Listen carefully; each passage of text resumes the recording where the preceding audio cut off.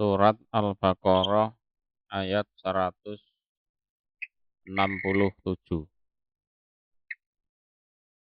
A'udzu billahi minasyaitonir rajim. Bismillahirrahmanirrahim. Waqala dan berkata, sopo aladina orang-orang ittaba'u yang mengikuti mereka. Artinya para pengikut agama-agama musyrik itu. Jadi di dunia ini agama itu kan ada tokohnya, ada pengikutnya. Kan gitu. Nah, setelah sama-sama di akhirat, ternyata para tokoh itu tidak bertanggung jawab atas agama yang mereka sebarluaskan waktu di dunia. Kan begitu. Nah, sehingga para pengikut ini kecewa. Aku mbiyen tiwas melu awakmu, ternyata agamamu keliru, salah, kan gitu.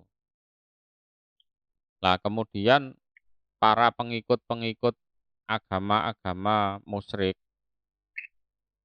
agama-agama selain Islam, mereka mengatakan, lau anna seandainya sesungguhnya lana iku bagi kami opo karotan kembali. Kembali artinya rojaatun ila dunya, bisa kembali ke dunia lagi. Panata barro'a maka akan berlepas diri kami, para pengikut, minhum dari mereka, para tokoh, ya, para tokoh agama-agama musyrik itu. Kama tabarro'u sebagaimana berlepas diri mereka, para tokoh-tokoh kemusyrikan, minna dari kami, para pengikut. Nah, ini suatu ucapan yang hanya angan-angan kosong. Mereka pengen kembali ke dunia, tapi itu tidak mungkin terjadi. Jadi di dunia ini agama selain Islam itu kan ya ada tokohnya, ada pengikutnya. Kasarane ngomong, para tokoh itu menipu para pengikutnya itu. Lah setelah di akhirat mereka tidak bertanggung jawab. Ya wis, aku ya ning neraka, ya wis ayo ning neraka bareng. Lah ngono kuwi. Modele para tokoh kemusyrikan itu seperti itu. Lah, tentunya para pengikut kemusyrikan kan enggak terima dengan seperti itu. Kok enak aku dijak ning neraka kan gitu. Lalu mereka mengatakan, ini perkataan yang angan-angan kosong itu, yang nggak mungkin terjadi. Oh, seandainya kami bisa kembali lagi ke dunia, kami tidak akan jadi pengikut mereka lagi. Wes tenan, kapok aku jadi pengikutiku. Sebagaimana sekarang ini mereka tidak bertanggung jawab atas nasib kami. Tuh. Orang yang merasa ditipu itu kan setelah tahu kalau dia ditipu kan minta pertanggungjawaban kepada yang menipu kan gitu. Kemarin kamu nipu aku kan, lah sekarang tanggung jawabmu mana? Kan lumrah seperti itu. Lah kok yang nipu itu bilang gini, loh aku kan sekedar nipu. Salah sendiri kamu mau. Nah, piye nek jenengan diomongi ngono kuwi. Lah aku lah mek ngapusi sampean, ya kan? Lah salahi sampean gelem. Ya wis sabar ora sabar awake dhewe ning neraka bareng ae. Gimana? Orang yang merasa ditipu gimana? Ya sakit hati, marah. Ya begitu itu rasanya jadi orang musyrik yang mana dia itu ditipu oleh tokoh-tokohnya. Di akhirat itu rasanya seperti itu. Aku mlebu neraka iki gara-gara iko. Wis tak paranane. Piye tanggung jawab sampean? Wah, aku dhewe ya mlebu neraka ya piye? Wong aku nulungi awakku dhewe ya ora iso, apa meneh kon nulungi awakmu kabeh ya gak iso. Lah terus piye iki? Ya wis nang neraka bareng ae. Ah, kan gitu. Lah sampean kan bujuki aku. Lho salahe sampean gelem tak bujuki. Kan ngoten. Oh rasane lak muangkel nek sing dibujuki niku. Lah pada saat perasaannya seperti itu, mereka mengatakan, "Oh, titenono ya, umpama iso balik ning donya meneh, wis aku ora bakalan gumbul awakmu." Ah, ngono kuwi. Ya, aku tidak akan bergaul lagi, mengikuti mereka lagi sebagaimana sekarang ini mereka berlepas diri dari kami. Nah, gitu. Jadi rasanya itu orang yang masuk neraka itu selain diseksa fisik juga ada seksaan nelongso itu ada. Ya, seksaan nelongso itu ada. Kekecewaan itu ada. Kadzalika seperti demikian itu. Seperti demikian itu. Kama arohum siddata adzabi. Jadi sebagaimana Allah memperlihatkan pada mereka luar biasanya siksa. Yurihim memperlihatkan him pada mereka sopo Allahu Allah akmalahum pada amalan-amalan mereka, amalan yang jelek, hasarotin dengan nelongso. Hasarot itu bahasa Jawanya nelongso. Getun, ya kecewa, alaihim atas mereka. Jadi sebagaimana Allah memperlihatkan luar biasanya siksa neraka pada mereka, Allah juga memperlihatkan amalan-amalan buruk mereka kepada mereka, tujuannya agar mereka nelongso, tujuannya mereka kecewa, tujuannya biar mereka getun.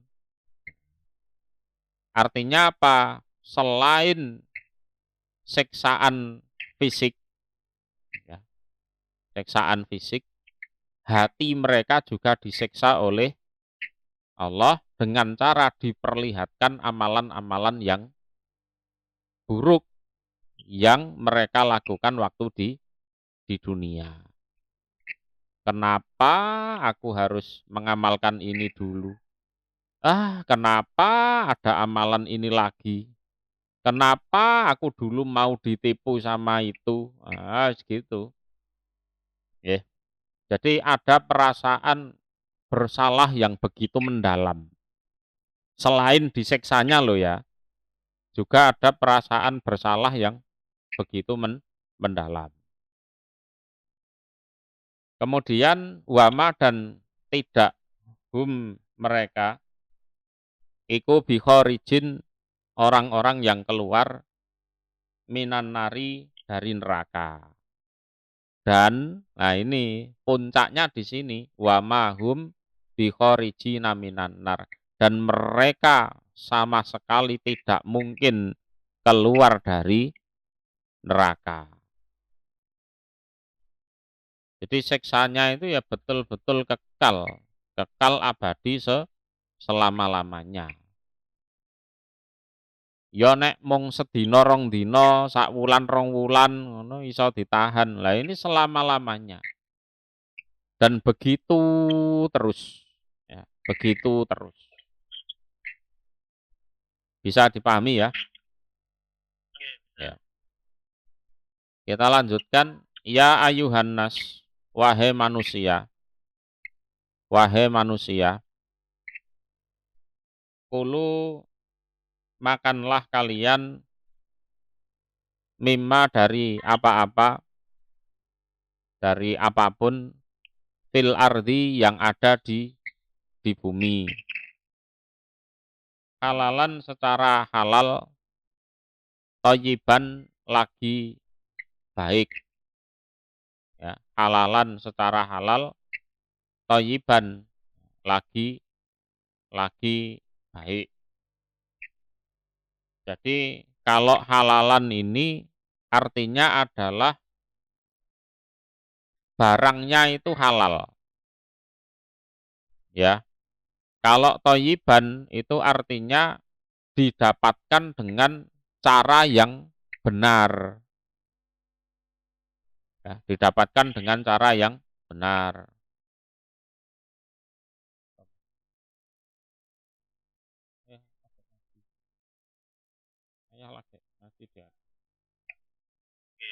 Jadi kalau halalan itu barangnya halal, kalau thayyiban itu didapatkan dengan cara yang baik.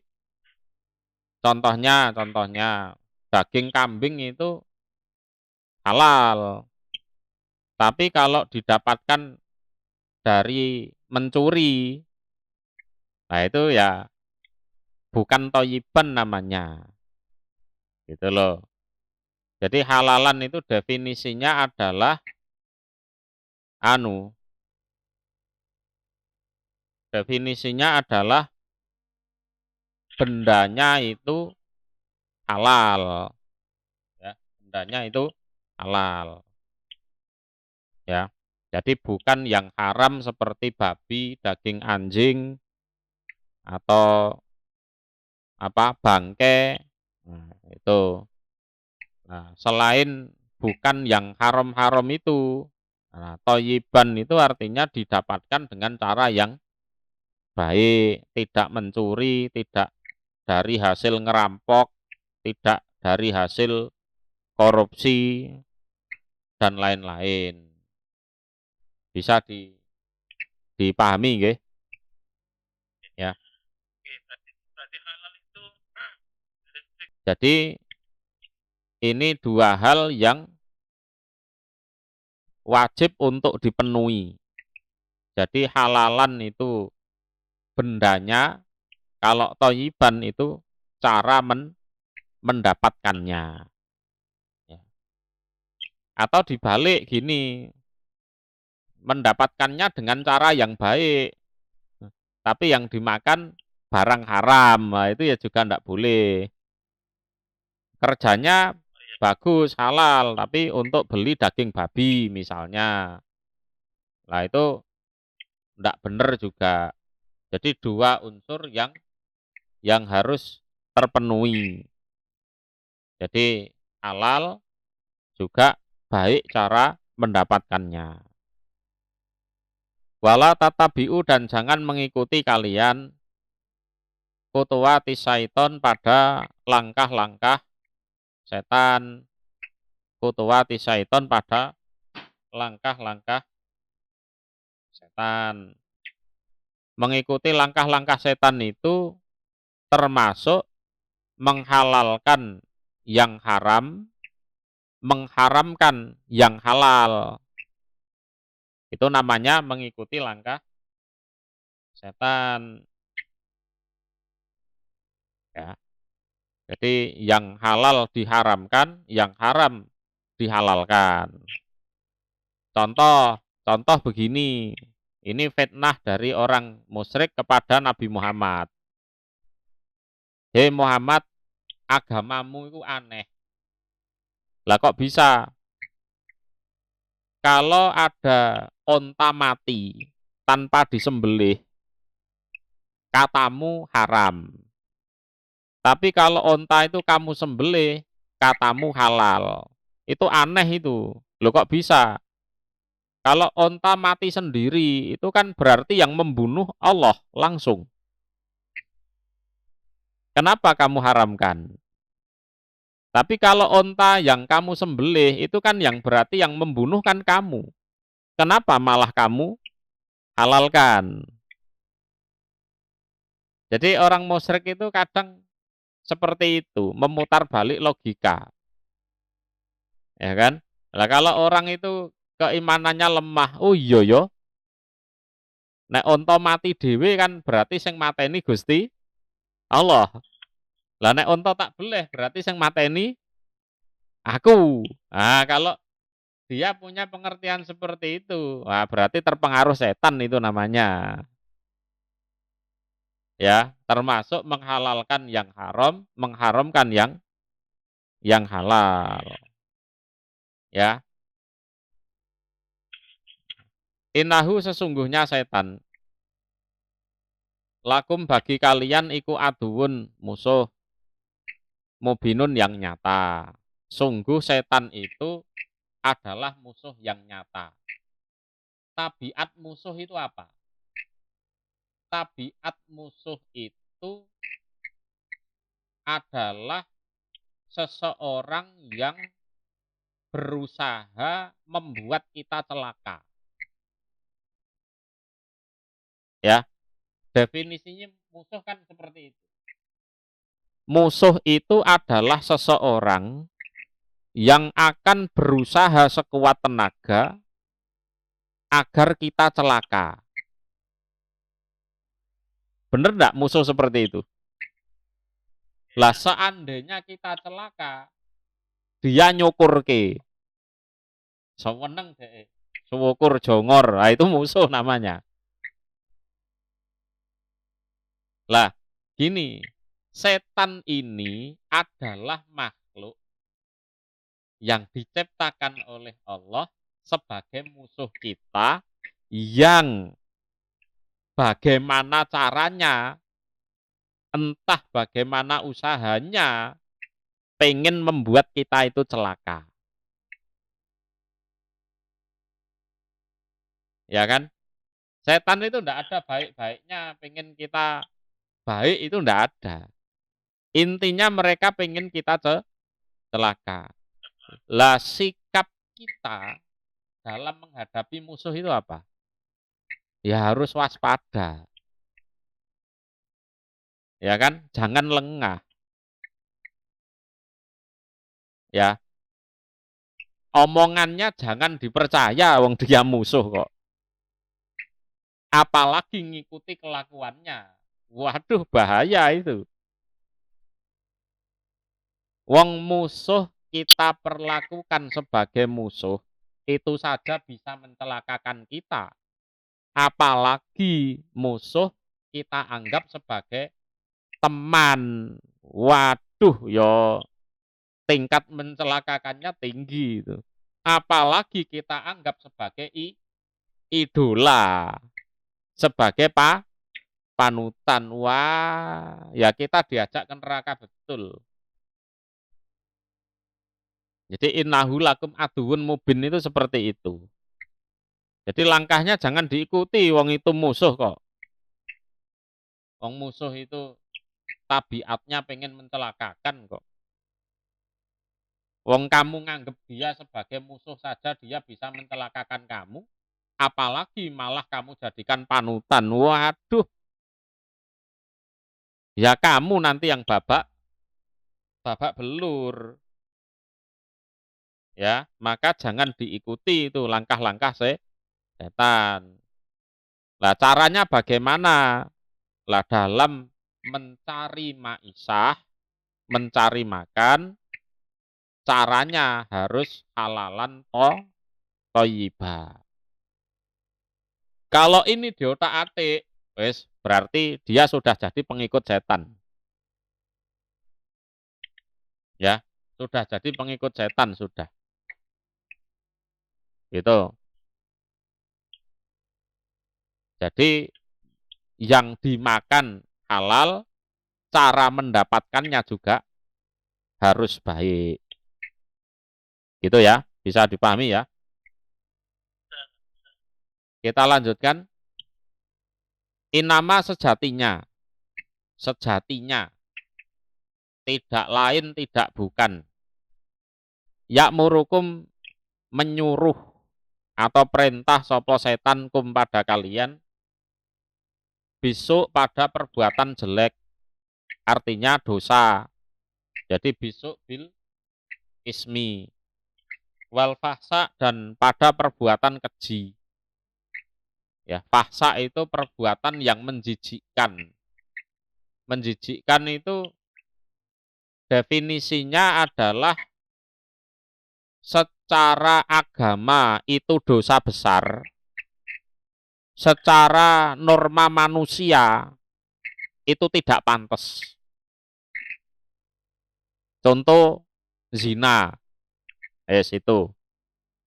Contohnya zina, itu. Fahsa itu ya itu.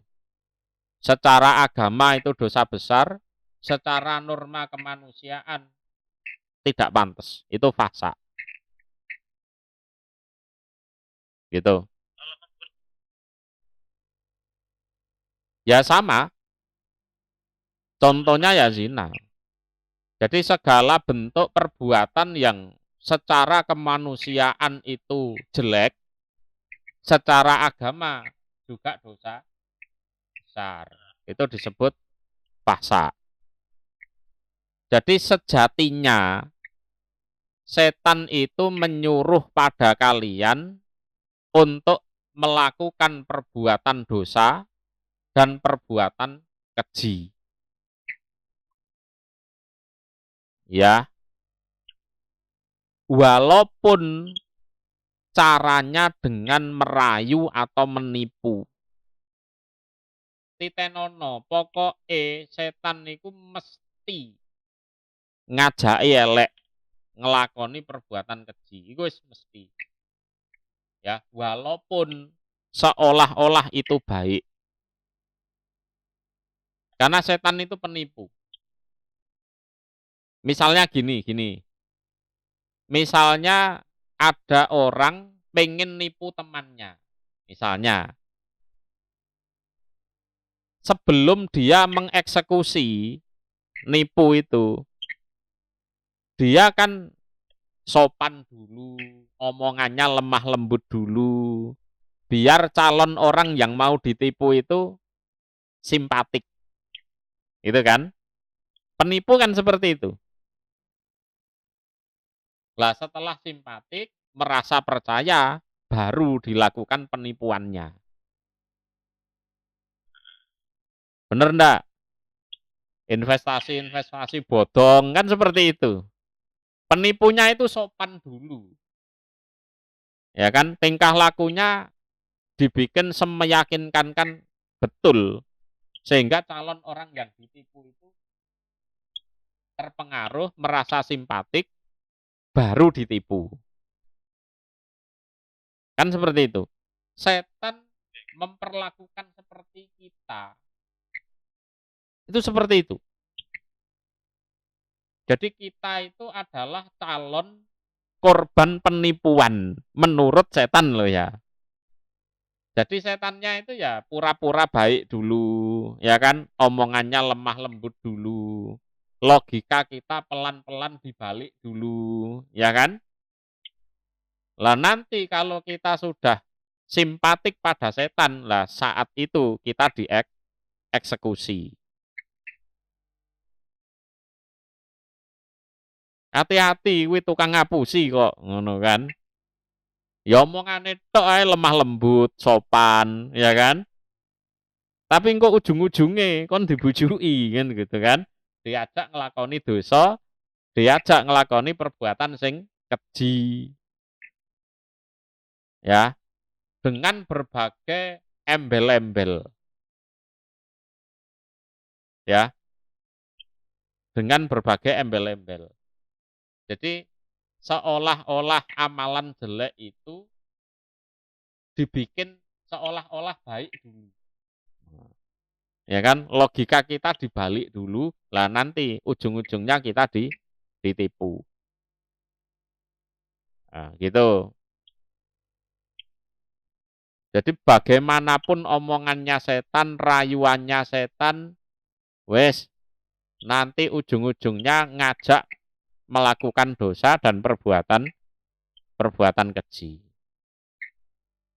Wa antakulu dan agar berkata kalian alallah atas Allah ma pada apa-apa la ta'lamun yang tidak mengetahui kalian. Termasuk usahanya setan dalam mencelakakan kita itu adalah agar kita berkata urusan agama yang tidak berdasarkan ilmu. Nah itu, kita ngomong atas nama Allah, padahal itu bukan dari Allah. Wa antakulu alallah malah ta'lamun itu seperti itu.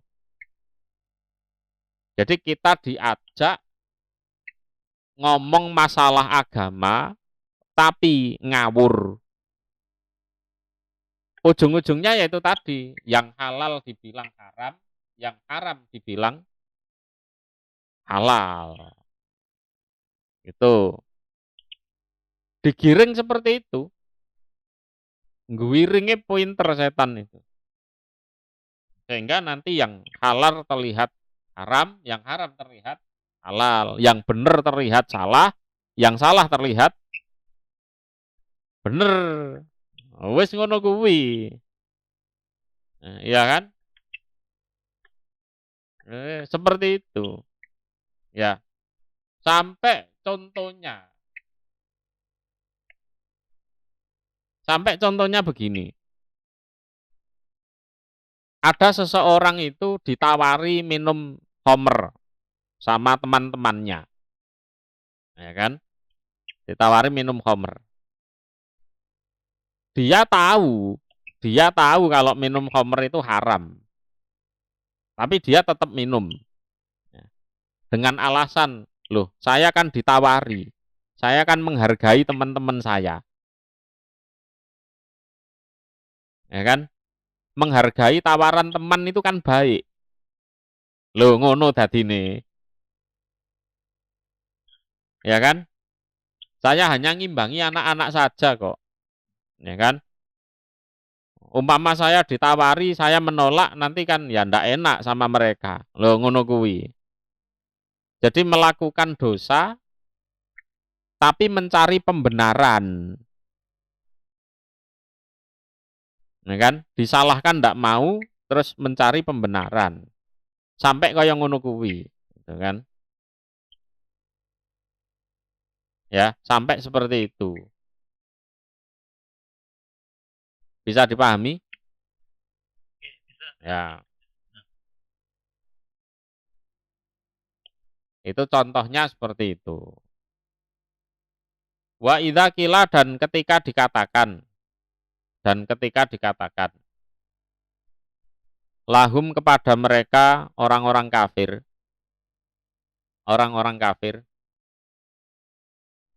itabi'u mengikutilah kalian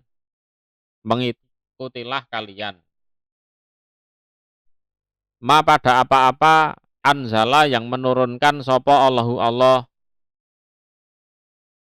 Qalu maka berkata mereka, bal tapi natabi'u mengikuti kami ma pada apa-apa alfaina yang menjumpai kami alaihi atas ma abaana pada bapak-bapak kami atau leluhur kami. Lah ini tabiatnya orang musyrik pada saat diomongi.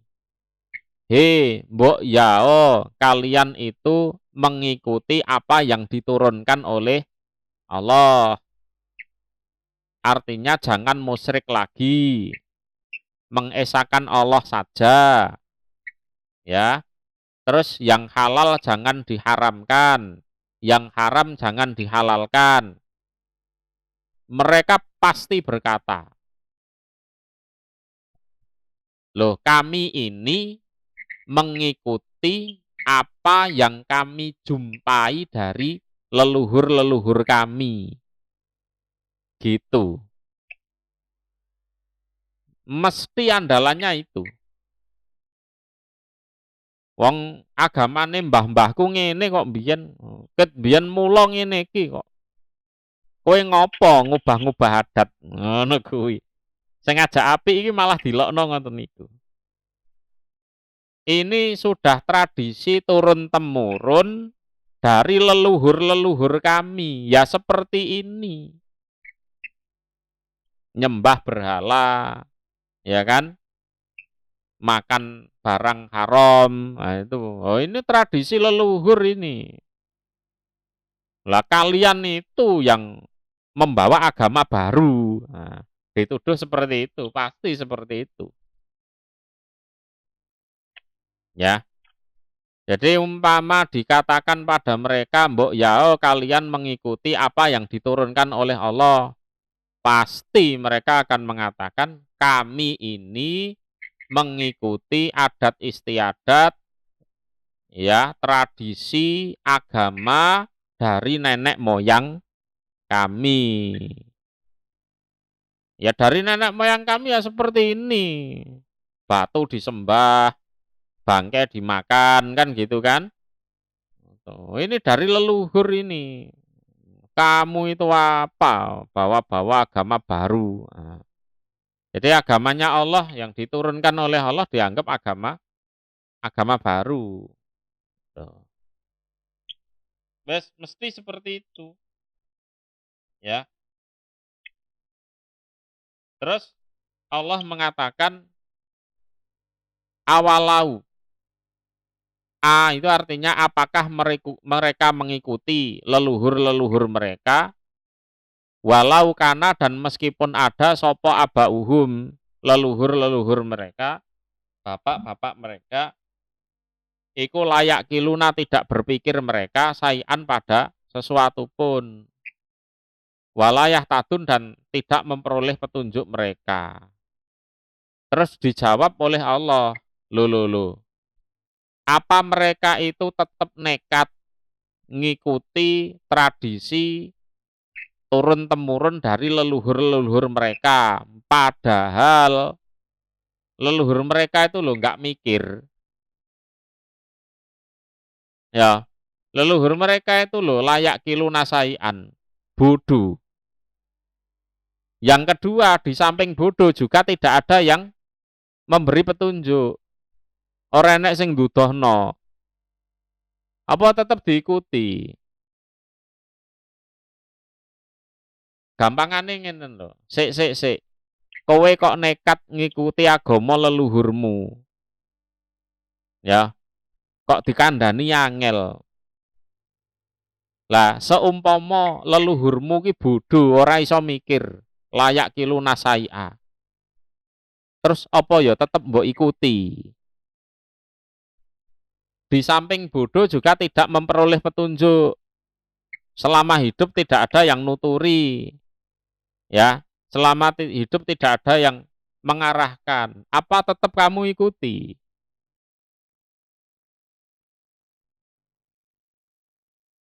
Lah terus apa tidak boleh mengikuti agama leluhur? Boleh. Tapi dengan syarat leluhurnya netepi agama yang benar. Itu loh. Ngikuti agamane leluhur iku apik. Tapi dipikir leluhurmu mbiyen niku mikir apa ora? Pinter apa bodoh ngono lho. Terus umpama bodoh, ora ngerti apa-apa, ana sing nduduhno ning nggone kebenaran apa enggak. Gitu loh. Lah kalau dipikir-pikir Nabi Muhammad ya, Nabi Yusuf, Nabi Yakub, Nabi Ishak itu kan mengikuti agama leluhur juga, yaitu mengikuti agamanya Nabi Ibrahim. Itu juga agama leluhur. Tapi kan leluhurnya bener, bisa mikir, gitu loh. Ya kan? Lah nek leluhurmu bodoh layak kilo nasai'a. Mari ngono ya ora oleh petunjuk, ora enak sing nduduhno. Keuripane ya kesasar, mosok ya tetep mbok ikuti. Gitu. Jadi dalihnya mereka itu hanya atas dasar menghormati leluhur gitu saja. Menghormati leluhur gitu saja. Lah kalau agamanya sendiri, wah wis iku wis awur-awuran gitu loh. Awur-awuran.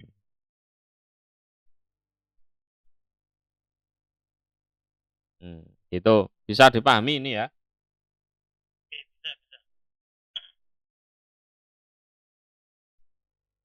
Wa mathalul ladina, dan gambaran atau sifat orang-orang kafaru yang kafir mereka, gambaran orang kafir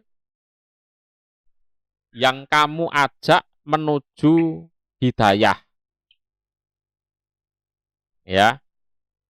Jadi gambaran orang kafir yang kamu ajak menuju hidayah, kamu ajak memeluk agama Islam. Iku kamasalil ladzi, seperti gambarannya yang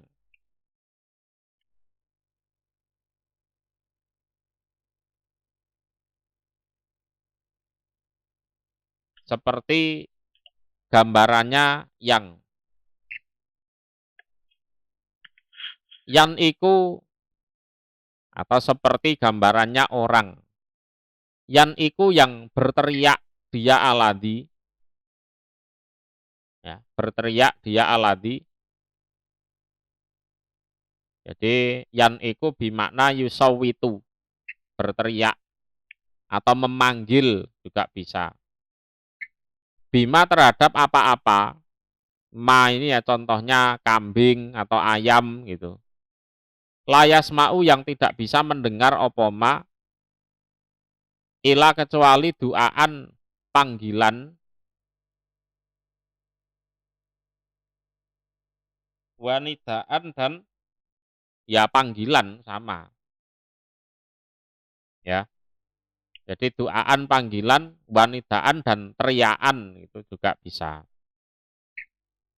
Jadi koyok awake dhewe nyeluk wedhus utawa nyeluk pitik.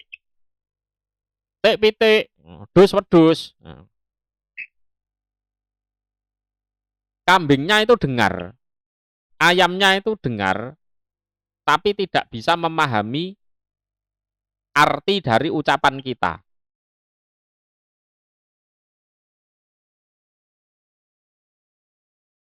Jadi gambaran orang kafir yang diajak menuju hidayah itu seperti gambarannya seseorang yang berteriak memanggil sesuatu yang tidak bisa mendengar kecuali hanya undangan dan teriakan saja.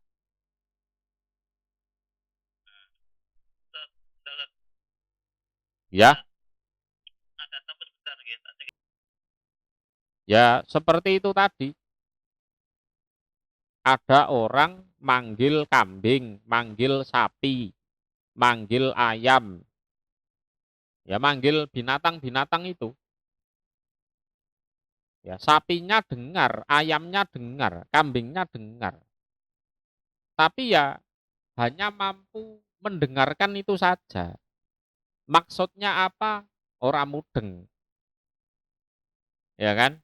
Maksudnya apa? Wis ora mudeng dhek. Lah orang kafir yang diajak menuju Islam itu gambarannya ya seperti itu. Mungkin tiap hari ya dengar tilawah Al-Qur'an.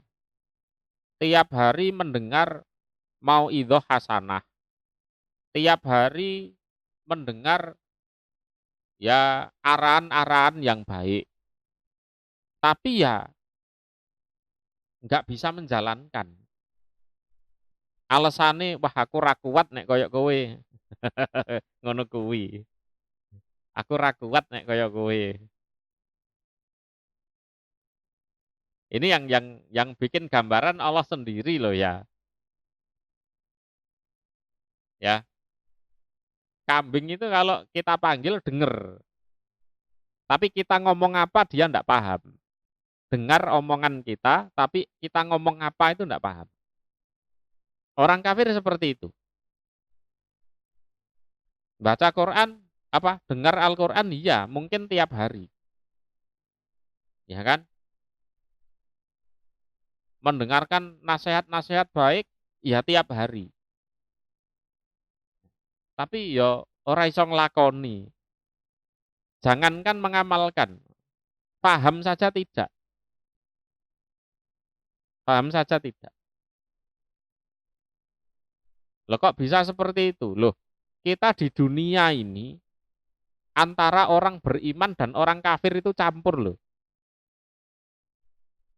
Ya kan? Mereka ya lihat tiap hari ada orang pergi ke masjid sholat, ya kan?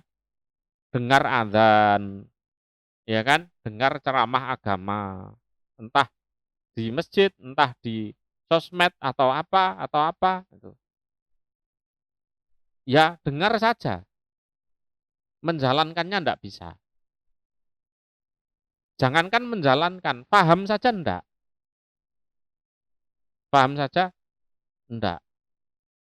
Nah itu orang kafir itu seperti itu. Kama saliladi yan iku bima la yasma'u illa du'aan wanida'a.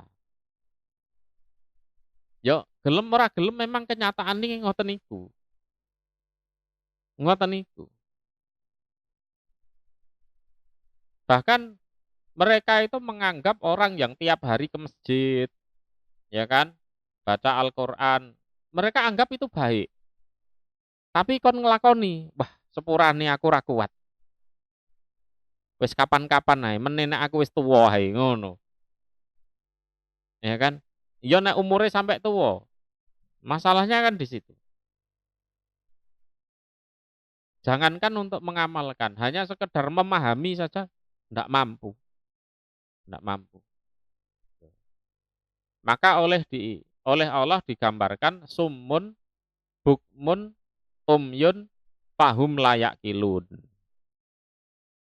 Ya. Sumun tuli, ya tuli. Bukmun bisu, umyun buta. Fahum maka mereka iku layak kilun, tidak berpikir mereka, ya tidak berakal mereka. Nah, ya gitu.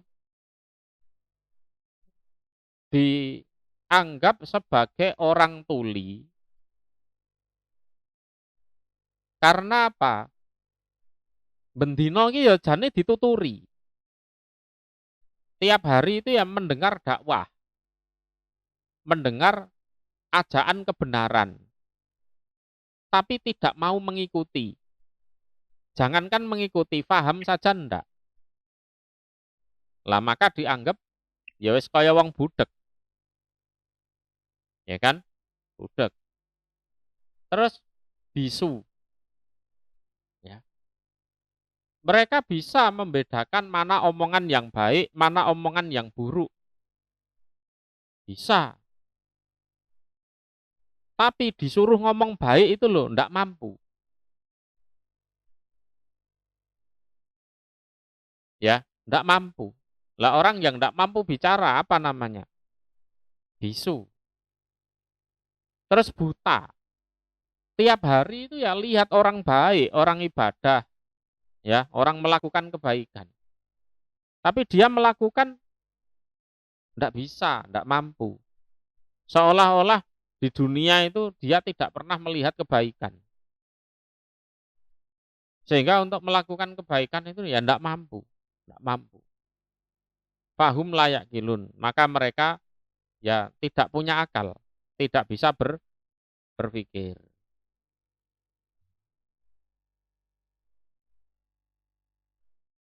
Itu gambarannya mereka seperti itu.